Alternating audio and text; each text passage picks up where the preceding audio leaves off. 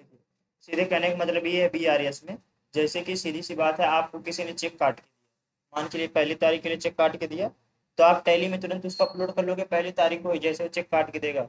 लेकिन आप बैंक में पता नहीं किस तारीख को ले जा रहे हो उसे डिपॉजिट करने। अगर आप मान चलो 10 तारीख को चेक अपना डिपॉजिट करते हो तो आपके बैंक में पैसा 10 तारीख को आया ना, लेकिन आपने टैली में उसकी एंट्री कब पास की थी? पहले ही तारीख को। तो आप क्या करोगे, जो बैंक में जिस दिन चेक क्लियर कराओगे बैंक का वो तारीख और अपने टैली के तारीख दोनों को जब मिला के अपडेट करोगे तो उसे क्या कहते हैं? Bank reconciliation statement. और इसके अलावा कुछ भी नहीं होता, ठीक। यानी सीधे सा मतलब है बैंक का डेट और अपने बुक बैलेंस का डेट दोनों को जब हम लोग आपस में मिलाते हैं उसे क्या कहते हैं? Bank reconciliation statement. अब अगला देखते हैं इसमें काम क्या लिखा है। कह रहे इसमें एक कंपनी बनाओ, सबसे पहले कंपनी बनाते हैं। कंपनी में एसाज प्राइवेट लिमिटेड है, कुछ क्वेश्चन पढ़ लेते हैं फिर समझ में आएगा। देखो कंपनी में क्या होता है, कहते हैं Mohan issued a cheque 1,50,000 to एसाज private limited dated 1 April 2025 for business purpose. यानी सीधा सा मतलब यह है कि मोहन एक आदमी है जो कि सामान खरीदने वाला होगा, किससे? असाज कंपनी से। उसने असाज कंपनी को 1.5 लाख का चेक काट के दिया, लेकिन कितने तारीख को दिया है? 1 तारीख को। अगर आप आगे का डिटेल देखोगे तो 1 तारीख को तो काट के चेक दिया, लेकिन वो चेक कब क्लियर हो रहा है? 2 तारीख को।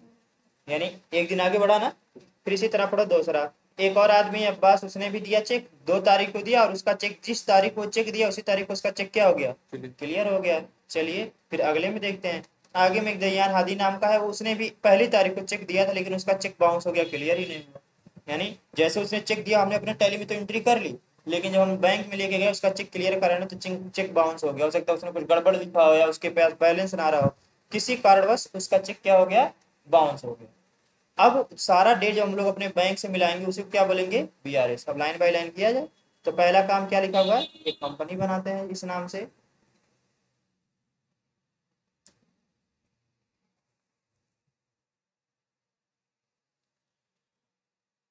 या 3 दबाएंगे और यहाँ से क्या करेंगे? Create company. Create company.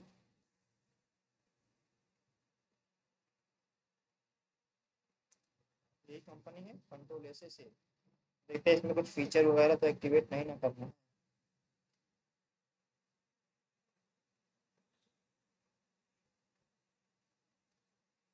चलिए कुछ भी नहीं कर रहा है, सीधे सीधे आपको काम करना है और एंट्री सीधे पास कर लेंगे, कोई मैटर नहीं है। यानी कंपनी क्रिएट करना है। अभी इसमें फिलहाल पे आते हैं, इस वाले सेक्शन को क्या कर लेते हैं? इस ऑप्शन को बस नो करते हैं, बाकी कुछ ना करके कंट्रोल से क्या कर लेंगे? सेव। कंट्रोल से सेव करने के बाद से अब अगला देखेंगे। अगले देखने के बाद से क्या लिखा हुआ है? हमको कुछ लेजर्स बनाने हैं।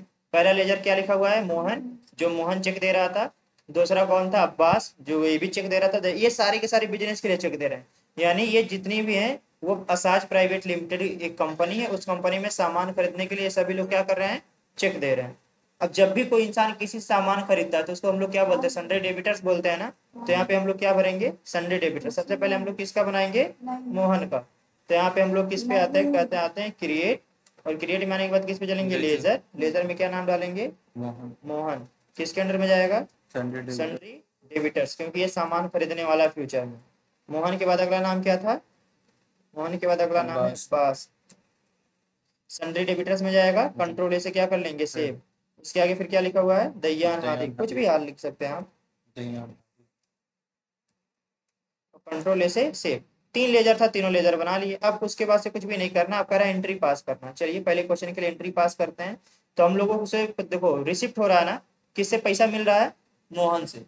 पैसा पा कौन रहा है? असाज प्राइवेट लिमिटेड पा रहा है। यानी असाज प्राइवेट लिमिटेड एक कंपनी है, उस कंपनी को पैसा कौन दे रहा है? मोहन दे रहा है ना। लेकिन पैसा कैसे दे रहा है? चेक के थ्रू दे रहा है, ठीक है। चलिए पैसा लेते हैं। तो हमको पता जो भी पैसा देता है किस साइड पे होता है, तो हम इसको करके बाहर जाएंगे ना, और किस पे पहुंचेंगे हम लोग? वाउचर पे।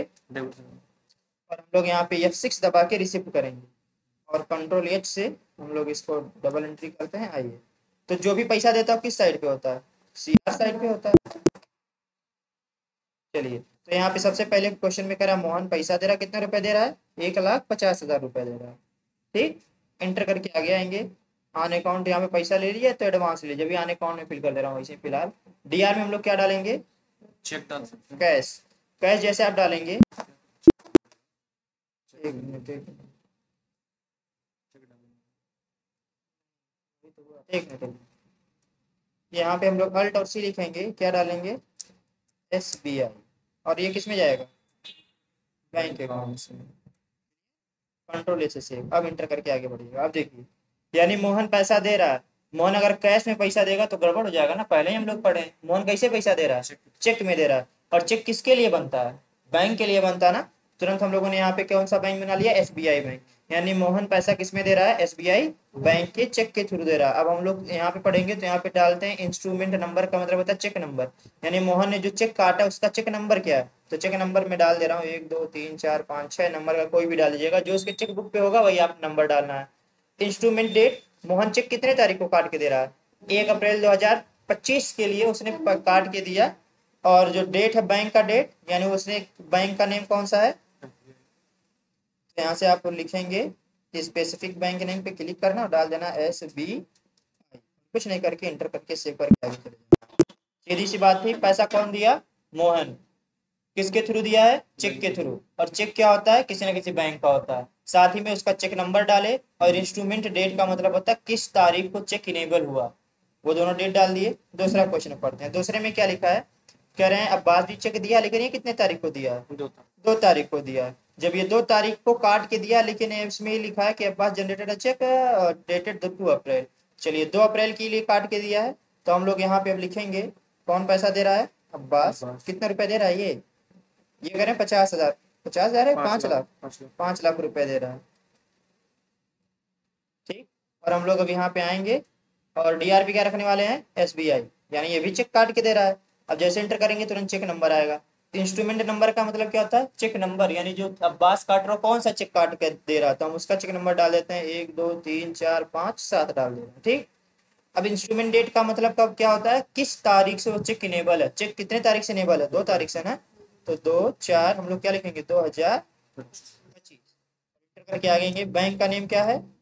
एसबीआई डाल देते हैं। SB और आई। क्लियर है? इंटर करके एक्सेप्ट कर लीजिए। चलिए 2 चेक मिल गया। फिर तीसरे में एक चेक और मिल रहा है दयान हादी। ये भी 1.5 लाख रुपए देता है और ये 1 तारीख के लिए देता है। हम लोग चूज करेंगे दयान हादी। कितना दे रहा है? 1.5 लाख रुपए। 1.5 लाख भर दिए। इंटर करके आगे आएंगे और यहाँ पे डीआर साइड पे हम लोग क्या लेने वाले हैं? बैंक। क्योंकि हमको चेक मिल रहा है तो यहाँ पे चेक का डिटेल डालेंगे। इसका चेक डाल देते हैं 1 2 3 4 5 8 डाल दे रहे हैं। इंस्ट्रूमेंट डेट 1 अप्रैल 2025, इतनी तारीख के लिए उसने काट के दिया। इंस्ट्रूमेंट डेट का मतलब समझ रहे हैं ना? वो डेट जिस तारीख से चेक इनेबल हो जाता है, यानी जिस तारीख से आप बैंक में ले जाकर उस चेक को जमा कर सकते हो, वही कौन सा डेट कहलाता है? Instrument date. बैंक डेट में क्या डालेंगे आप? यहाँ पे भरेंगे SB और आई और कंट्रोल तब इंटर करके क्या कर लेंगे? एक्सेप्ट कर लेंगे। अब मेरा सारा काम हो गया। अब मैं अगला जो काम है वो बैंक का डिटेल मिलाना है। यानी देखेंगे हमारा एंट्री 1 कंप्लीट, सारा फिगर में लाइन बाय लाइन दिया, फोटो भी देख लीजिएगा। एंट्री 2 कंप्लीट हो गया और एंट्री 3 कंप्लीट हो गया। अब मुझको रिकंसिलिएशन करना है। अब रिकंसिलिएशन होता क्या? देखिए देखिए यहाँ पे कुछ लिखा है, डिटेल्स पढ़ते हैं। कहते हैं after recording all transaction the statement of deposit should be obtained from the bank and cross verified with the entries in tally books. कहते हैं जब हमारा सारा ट्रांजेक्शन हो जाता है तो हम लोग बैंक से सारा डिटेल निकलवा के लाते हैं ना, ट्रांजेक्शन हिस्ट्री निकलवा के लेके आते हैं। और उस ट्रांजेक्शन हिस्ट्री या जो भी आपके बैंक में जो भी लेन देन हुआ होगा वो डिटेल्स लेके आएंगे और अपने टैली बुक से क्या करते हैं? मिलान करते हैं, क्रॉस वेरीफाई करते हैं। कहते हैं subsequently the cheque deposit date must be carefully reconciled to ensure that the balance as पर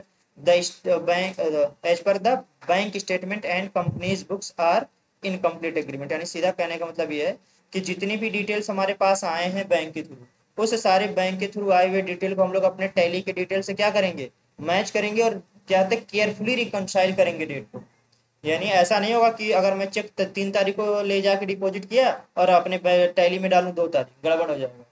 बैंक का डेट और चेकबुक का डेट दोनों क्या कर लेना है? क्लियर करना। उसी को कहते हैं क्रॉस वेरीफाई करना। अब वो क्रॉस वेरीफाई होगा कैसे? आइए पढ़ते हैं। कहते हैं after this we create bank reconciliation statement as follow. कैसे चलना? चलिए कह रहे हैं गेटवे ऑफ टैली पे चलना है, फिर किस में चलना है? बैंकिंग। फिर किस पे चलना है? Banking activities. पहले इतना चलते हैं हम लोग, बाहर आते हैं। पहले गेटवे ऑफ टैली पे किस पे चलना है? बैंकिंग। फिर किस पे चलना है? Banking activities. फिर उसके ऊपर से क्या करना है? अब यहाँ पे कुछ काम कर रहा है। बैंकिंग एक्टिविटीज पे जाने के बाद कह रहा है press F12 and configure detail as per given image. हम लोगों को क्या करना है?